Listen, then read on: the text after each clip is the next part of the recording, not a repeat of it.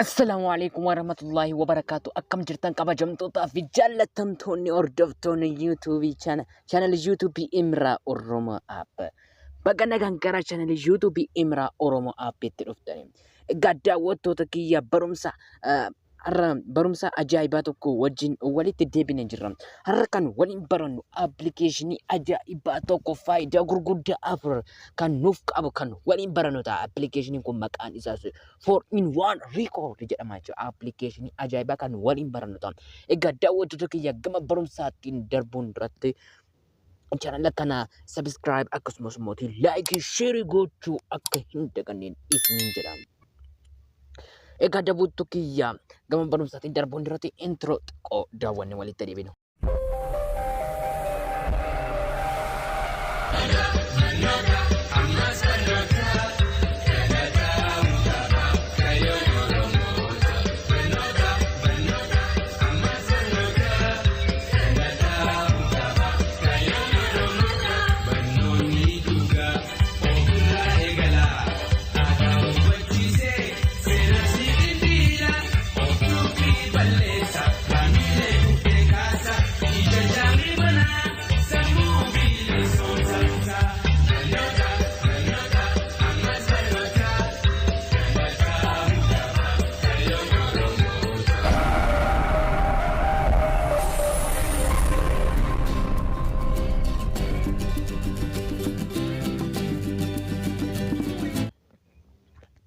Egaa daawwattoota kiyya akkuma sila isiniif kaasuuf yaaletti appilikeeshinii ajaa'ibaa tokko wajjin kan waliin ilaallu ta'a. Appilikeeshiniin kun faayidaawwan gurguddaa afur kan qabudha jechuudha. Inni tokkoffaan kool riikoordii yookaan immoo sagalee bilbila gaafa nuti jechuudha namoota wajjin haasofnu yookaan immoo ጓደኛ keenya wajjin haasofnu sagalee bilbilaa sana kan nuuf waraabudha jechuudha. Inni lammaffaan immoo maalidha? Voice recording yookaan immoo utuu namni tokko hin beekin sagalee bilbila keenya utuu voice record yookaan immoo sagalee bilbila keenya kan nuuf waraabudha. Inni biraan immoo screen record yookaan immoo fuula bilbila keenya kan nuuf waraabudha. Inni biraan immoo video recordidha jechuudha kan nuti barbaannu. Utuu namni tokko hin beekin utuu namni tokko akka inni viidiyoo waraabaa jiru nurratti naqee waraabuu dandeenya jechuudha. Ni fakkeenyaaf sooshaal miidiyaa garaagaraa ilaala. TikTokii garaagaraa ilaala. Facebook garaagaraa ilaala. Viidiyoo waraabna jechuudha. Garuu namni tokko gonkumaa nurratti baruu hin danda'u jechuudha. Gaafa viidiyoo kana maal godha gaafa viidiyoo kana waraabnu jechuudha. Fuula iskiriiniitti maal gochaa jirran Facebook ilaalaara yookaan TikTokii yookaan YouTube ilaalaara. Garuu namni tokko tun irratti naqeen kaameeraa fuuldura isaa jiruun waraabuu dandeenya jechuudha. Appilikeeshiniin kun appilikeeshinii ajaa'ibaati itti fayyadaman isin jedha jechuudha. Appilikeeshinii kana mootii argachuudhaaf appilikeeshinii kana argachuudhaaf gonkumaa Play Store irra hin jiru, App Store irras hin jiru jechuudha. Dirqama chaanaalii teelegiraamii kiyya irraa argachuu qabdu jechuudha. Chaanaalii teelegiraamii kiyya description boxii viidiyoo amma ilaalaa jirtan kanarra isiniif linkaa jechuudha. Achirraa buufachuu ni dandeessu. Appilikeeshiniin kun appilikeeshinii ajaa'ibaati. Description boxii amma viidiyoo ilaalaa jirtan kanarra buufadhaan isiniin jedha.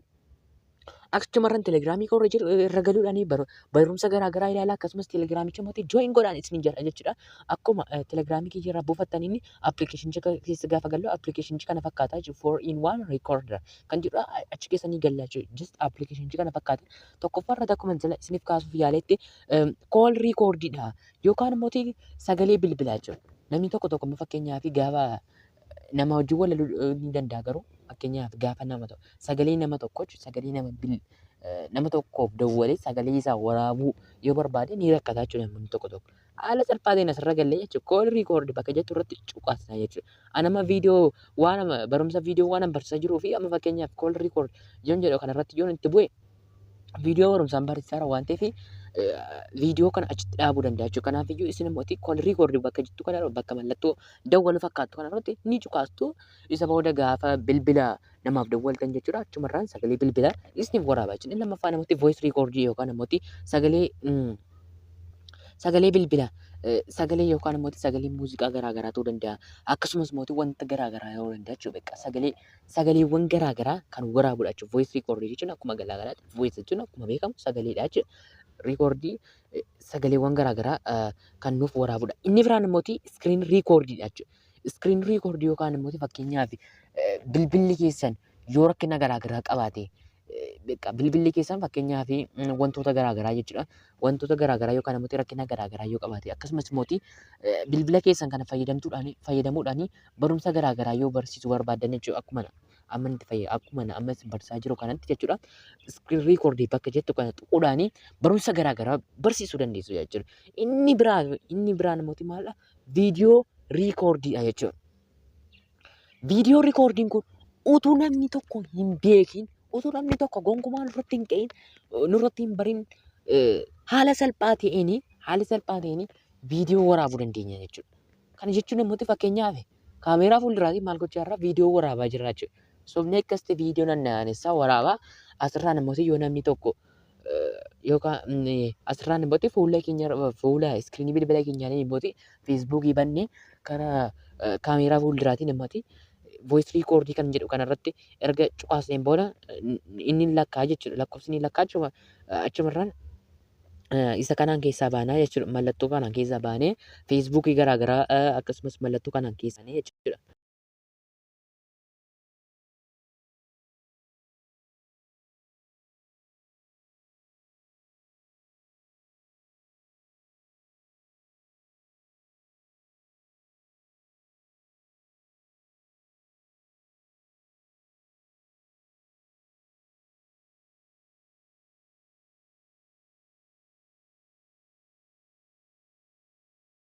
Asni istu goonaa.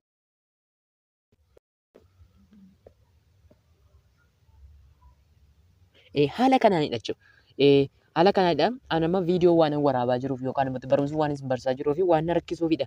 Kanaafiyyuu erga asirratti viidiyoo waraabbattaniin booda bakka faayilii jettu kanarra lixuudhaan viidiyocha waraabdan sana argachuu yoo barbaadan jechuudha. Kun otolaa viidiyoon amma waraabaa turre warra kanadha jechuudha. As keessaa ilaaltanii viidiyoo nama tokko irratti cuqaastanii isa booda viidiyoo sana irratti immoo karaa viidiyoo kana karaa kamiin ilaaluu barbaaddaa isin jedha. Karaa viidimeetii moo karaa gaalarii moo karaa kamiin ilaaluu barbaaddan jira. Isin yoo viidimeetii qabaaddan viidimeetii jechuudhaan akkuma sanaan isinitti agarsiisaa jechuudhaan anamaan viidiyoo kana waraabaa jiruu fi xiqqoo na rakkisuu danda'a jechuudha. Pilee jettanii argachuu ni dandeessu jechuudha. Appilikeeshiniin kun appilikeeshinii ajaa'ibaatii dafaa amma itti fayyadamaadha. Appilikeeshiniin akkasii gonkumaa pileestoorii irra hin jiru. Appilikeeshiniin kun baay'ee faayidaa guddaa kan qabudha.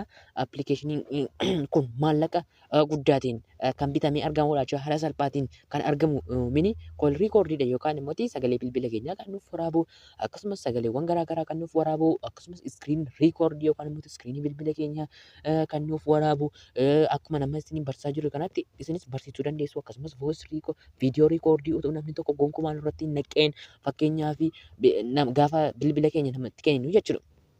Bilbila keenya gaafa namatti kenninu jechuudha. Yoo gaafa bilbila keenya namatti kennine iskiriin riikoordii bakka iskiriin riikoordii kana jedhu kana tuqnee keessaa baanee jechuudha. Bakka iskiriin riikoordii kana jedhu hin tuqnaa isa booda keessaa baanaa jechuudha. Keessaa baanee namichi sun maal akka ilaalaa ture? Gaalarii keessa lixeera moo lixeera kan jedhu as keessaa dhufne ilaaluu dandeenya jechuudha. Iskiriin riikoordii irratti oonii goonee kanaan keessaa baanaa jechuudha. Isa booda inni gama fuulduraatiin waraabaa jira jechuudha. Namichi sun garuu hin beeku jechuudha. Isa booda waan inni bilbila keenya gochaa ture geemii taphateera moo hin taphanne inni waan inni yaanii beekaa waan inni gochaa ture hundasaayyuu ittiin baruu dandeenya jechuudha. Kanaafiyyuu appilikeeshiniin kun appilikeeshinii ajaa'ibaatii daddabaati itti fayyadama. Appilikeeshinii kana argachuudhaaf immoo dirqama teelegiraamii chaanalii teelegiraamii kana kiyyarraa argachuu dandeessu jechuudha. Chaanalii teelegiraamii kiyyarraa immoo akkuma sila isiniif kaasuuf yaalatte diskiripshin booksii viidiyoo amma ilaalaa jirtan kanarra isiniif ni ka'a. Egaa daawwattoota kiyya barumsa har'aa isiniif galee jedhee abdiin qaba. Akkasumas immoo barumsawwan garaagaraa yoo isin jala darban jiraatan barumsa garaagaraa baradhaan isin jedha chaanal yuutuubii kiyya irra galuudhaan chaanal yuutuubiin kiyya maqaan isaa Imraa Oromoo App jedha. Achirra galuudhaan viidiyoo yookaan immoo barumsa garaagaraa viidiyoowwan barumsa garaagaraan achirra waan jiranii fi achirra viidiyoo barumsa garaagaraa viidiyoowwan barumsa ajaa'ibaa ta'an barachuu ni dandeessu. Chaanala kanaaf immoo akkasumas sabskiraayib laayik sheer gochuu akka hin daganne laayikii sabskiraayib sheer gochuu waan tokko homaan isin rakkisu jechuudha. Laayikii gootanis baattanis isin waan isin miidhu tokko iyyuu hin qabu garuu yuutubariidhaa fi laayikiin lafee dugdaas isaati jechuudha. Lafee dugdaa isaa waan ta'eef kanaafiyyuu laayikii gochuu akka hin daganne laayikii osoo hin godhin osoo hin godhin viidiyoo kana daawunlood gootanii ilaalaa jirtu yoo ta'e viidiyoodhuma sana irratti intarneetii banuudhaan seekendii tokko gidduutti jechuudha. Seekendii 2-3 gidduutti laayikii gochuudhaan akkasumas sabiskiraabii olirra kaa'achuudhaan itti fayyadamaa isin jedha. Viidiyoowwan akkasii viidiyoowwan ajaa'ibaa akkasumas mootii aappilikeeshiniiwwan pileestoorii irra hin jirre telegiraamii kiyya argachuu ni dandeessu jechuudha. Ni dandeessu jechuudha. Barumsi keenya kanarraa asirratti raawwata. Egaa hanga xumura viidiyoo kanaatti waan na wajjiniin turtaniif hedduu galatoomaa isiniin jedha. Ciao nagaatti.